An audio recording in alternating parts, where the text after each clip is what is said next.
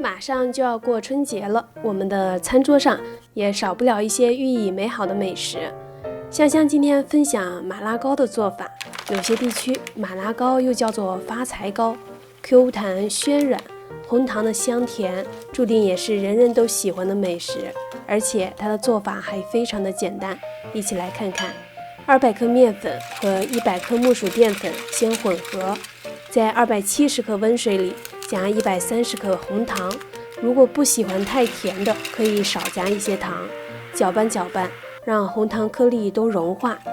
需要3克高糖酵母粉，再把面粉倒进来，用蛋抽搅拌，尽量多搅一会儿，看起来像这样顺滑没有颗粒就好了。也可以选择锅筛一遍，把面粉颗粒过滤出去。发酵就交给时间了，大概需要1个小时左右。这里是3克无铝泡打粉，加一点水融化，就是这些丰富的泡泡可以让食物更加松软。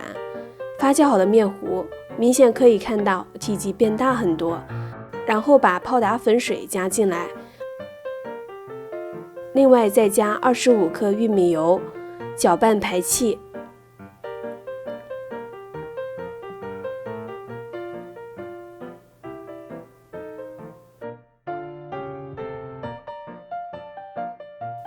倒进模具里，如果模具不防粘的话，需要在容器的4周都抹油。2次醒发10分钟左右，水开之后上锅蒸。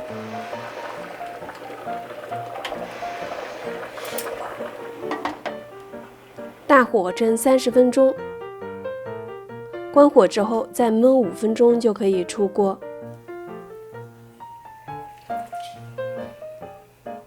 这个发财糕的做法非常的简单，口感也是极好的。喜欢的话收藏起来试做吧。我是香香，下期见。